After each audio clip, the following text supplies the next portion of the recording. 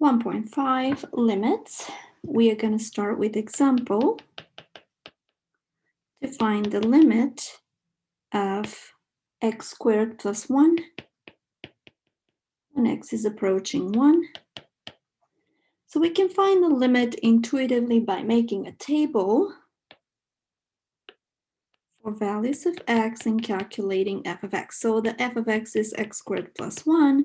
So we're going to pick values that are close to 1, first less than 1 if x is 0.9, and we substitute, we have 1.810, then 0.99 gives us 1.980, and then 0.999 give us 1.998. We can actually give value of 1 and substitute, that will give you 2. Now value of x greater than 1, 1.001, will give us a value 2.002, 1.01, 2.020, one more 1.1, 2.210. So what we notice is that x is approaching 1, f of x is approaching 2. Another way we can intuitively find limit is by graphing. So if we graph the function, it is parabola with a vertex at 1, 0, 1. So if x is approaching 1, we see that the value of x close to 1 will give us the value of y close to 2. So this is the 0.12. We saw that from the table. So we say that the limit of this function when x approaching 1 is 2. So the definition of a limit, we write it in the following way. Limit of f of x when x is approaching some number c is L. And that means as x is very, very close to c, f of x approaches L. Example 2, finding limits graphically and numerically and also algebraically is what we're going to do here. So A, let's find the limit of x squared minus 1 over x minus 1 when x is approaching 1. We're going to show algebraic way here. If we factor the top, then we have x minus 1, x plus 1. And obviously, we can cancel x minus 1 here. And we are left with the limit of x plus 1 when x approaches 1, which we can make a table or make a graph. We can actually make a graph at this point because the graph of this is going to be a line. X plus 1 is a line. However, the original function had x minus 1 on the denominator, which means when x equals 1 is not defined. So we're going to put a little hole here. And so that point is 1, 2. And from the graph, we can see as x is approaching 1 from the left or from the right, the f of x or y value is approaching 2. You can also do direct substitution. If you substitute x equals 1 in the function, then we get 2. Another example B, let's find the limit, absolute value of x minus 1 over x minus 1 when x is approaching 1. Since we have absolute value, we need to break this down and discuss what's happening if x is greater than 1, because when x equals 1, the absolute value is 0. If x is greater than 1, the absolute value of x minus 1 is equal to x minus 1. It's positive. And so these two would cancel, and it's 1. And if x is less than 1, then the absolute value of x minus 1 would equal to negative x minus 1. So we cancel again, but this time we get negative 1. So let's look how that looks on the graph. We have, for value of x greater than 1, if x is greater than 1, we get 1. So it's a constant function here. And if x is less than 1, then we have -1. So let's move this part here. So we have this line at -1, open circle as well, and this is 1. So this is what the graph of the function looks like. There is a jump at 1, which explains why this limit does not exist. So we say this limit does not exist because the right-hand limit, the limit from the right is 1, the limit from the left is -1. These two are different. So the limit of our function, piecewise function, when x approaches 1 does not exist. We have a big jump here. Next, we're going to talk about limit laws, basic limit laws. So let's have a b, real number, and number 1, the limit of a real number b, or a constant, when x approaching b is b. So obviously, if b is a constant, then the limit of a constant is a constant. Now, the limit of x, this is linear function, if x is approaching some number c, would be c. So we do direct substitution in this case. Number 3, if I have limit of x to the n, x approaches c, substitute, and you get c to the n. And if we have limit of nth root of x, x approaching c, that is nth root of c. So these are the basic limit laws, and we'll have examples that apply those laws. For example, limit of 3 is a constant. X can approach anything, it doesn't really matter, and that limit is 3. The limit of x, if x approaching -4, is -4, so we do direct substitution. The limit of x to the third, if x is approaching 2, is 2 to the third, which is 8. The limit of square root of x, if x is approaching 9, is square root of 9, which is 3. So direct substitution whenever it's possible to do that. Now, let's list some properties of limits. Number 1, the limit of some constant b times a function f when x is approaching c, the constant can go in front of the limit.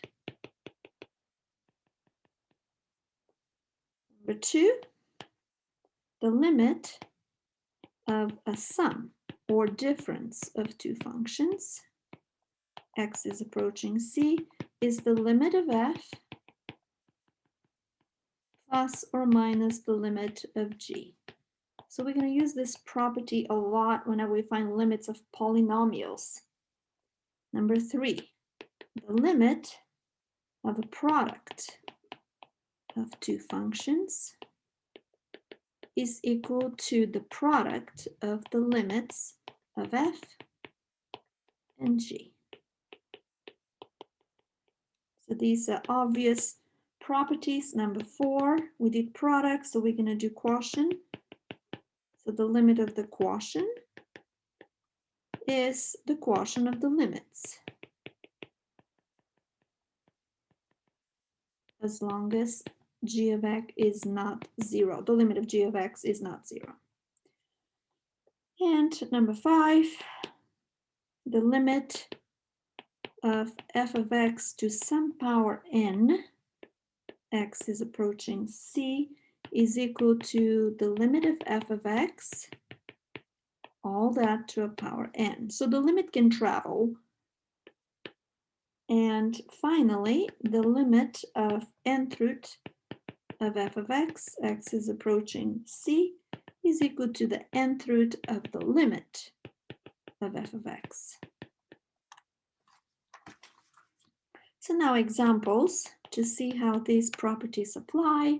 With a polynomial, if we have a polynomial, x squared plus 2x minus 3, and that polynomial is defined everywhere. So we can do what we call direct substitution or apply the properties here we see 1, 2, 3 functions here, right? So that is equal to the limit of x squared plus the limit of 2x minus the limit of 3. So we broke down this limit to 3 limits, and then we use the properties. Here we're going to substitute 2, square it, and here we're going to substitute 2 again. And limit of a constant is a constant, so that is 5. So limit of polynomial function, which is what we just did, we have actually a very nice property. If p is a polynomial, that means x squared, x to the third, x to the fourth, x to the n is polynomial, and c is a real number, then the limit of p of x, that polynomial when x approaches the number c, is p of c. So that's direct substitution. If you recall what we do here in the example, what we did for this function, let's call it f of x or p of x. Shall we call it p of x? Let's calculate what is p of 2, since x is approaching 2. So 2 squared plus 2 times 2 minus 3, which is exactly 5. So the same answer. If you find the limit of polynomial, you just do direct substitution. So another example, limit x to the third minus 1 over x minus 1. X is approaching 1.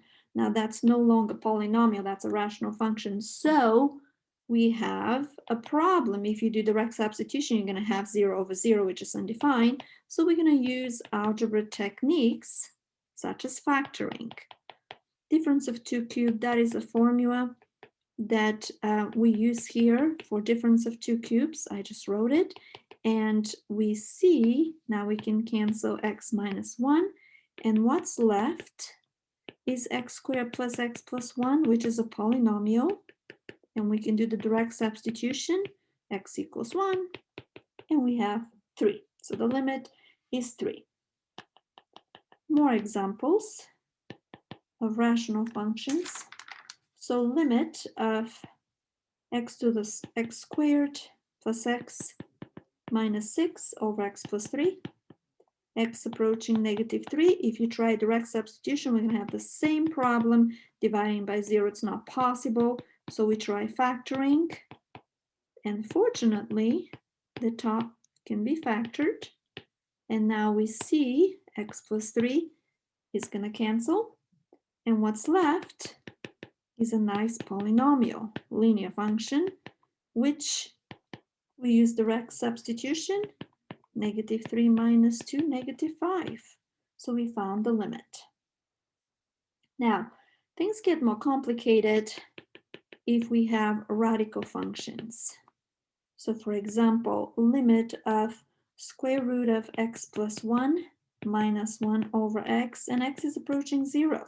So direct substitution is not an option here because we'll get us to divide by 0, which is not possible. So what we do here, we multiply by the conjugate of the numerator in this case, wherever the square root is. So I'm copying this function again, and I'm going to multiply by the conjugate of x square root of x plus 1 minus 1. So the conjugate is x square root of x plus 1 plus 1. And I'm going to do that on the top and the bottom. So nothing's changing. And now we're going to multiply this special product. So it's special because it's like a minus b, a plus b. And so when you multiply, square root of x plus 1 times square root of x plus 1 is squared minus 1 squared.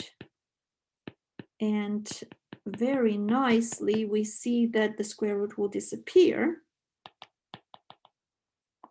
So we have on the top just x plus 1 minus 1, and on the bottom, keep copying.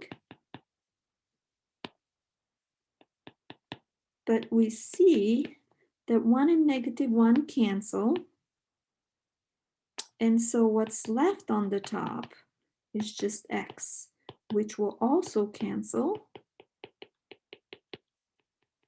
And now we no longer have a problem with dividing by 0, because what we have is a nice expression that can be evaluated. Direct substitution. When x equals 0, you're going to have 1 over 1 plus 1, or 1/2. The technique we use here is called multiply by the conjugate. Another concept here we need is to talk about one-sided limits. Limits from one side only. So here is an example. Finding the limit of absolute value of x over x when x is approaching 0. We need to break it down into two situations like we did earlier. If x is positive, absolute value of x is just x. And then the limit of absolute value of x over x becomes limit of 1, because absolute value of x is x, which is 1. And then if x is negative, then the absolute value of x is negative x. So then the limit of absolute value of x over x is negative x over x, which is, after you cancel, -1. So what we found here, that the right-hand limit when x is greater than 0 is equal to 1. The left-hand limit is equal to -1, and these two are different. So the limit of our function when x approaching 0 does not exist, because the right hand and the left hand are different. And we can illustrate this with a picture. So if x is greater than 0, then our function is 1, and if it's less than 0, our function is -1. So this is 0 right here. So we have this big jump, and that's why the limit at 0 does not exist. This is also a very important fact, what we just discovered.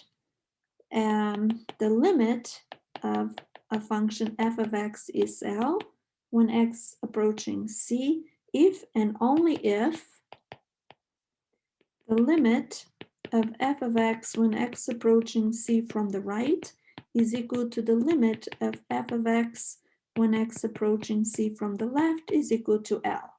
In other words, if the right hand and the left hand limit are equal, then the limit of our function exists, and it's L. Last example.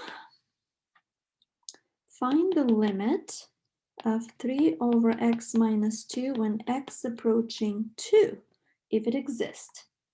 So we can do this with the graph, or we can do it with a table. Let's show the graph first.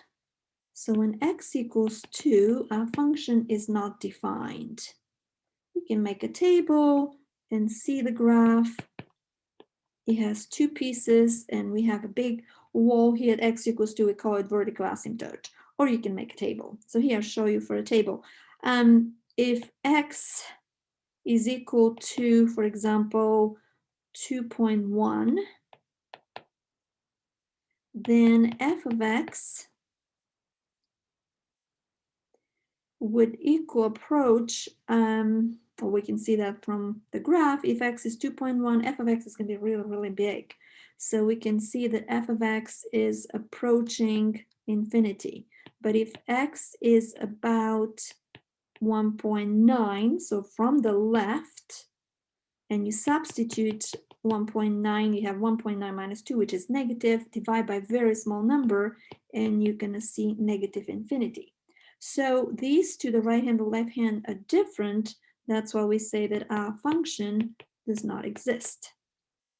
And that concludes the video.